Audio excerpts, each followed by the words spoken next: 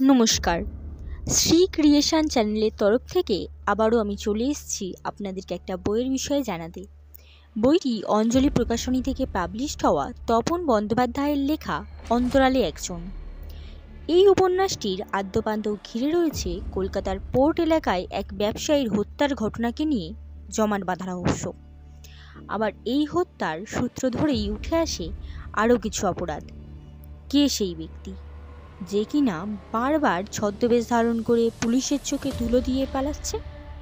অপরাধের সূত্র ধরে গোয়েন্দা গার্গী পৌঁছে যায় কারেকশনাল হোম অর্থাৎ জেলখানার ভিতরে, যেখানে একদিকে চলে বিভিন্ন ওয়ার্ড বা খাতা থেকে দুর্ধর্ষ কয়েদিদের জিজ্ঞাসাবাদ, অন্যদিকে পোর্ট এলাকার কালো অন্ধকার দুনিয়া বা ব্ল্যাক জোন পরিদর্শন ও সেখানকার খবরাখবর সংগ্রহের ভিতর দিয়ে রহস্য উদ্ঘাটন।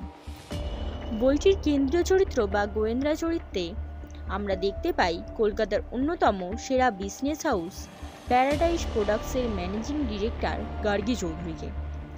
এছাড়াও এই উপন্যাসে আরও কিছু চরিত্রকে আমরা দেখতে পাই, যেমন গার্গীর হাজবেন্ড সায়ন চৌধুরী। এই গার্গী ও সায়নের কথোপকথন এবং সায়নের থেকে শোনা একটি ইন্টারেস্টিং ক্রাইমের খবর দিয়ে গল্পটির শুরু বা উপন্যাসটির শুরু।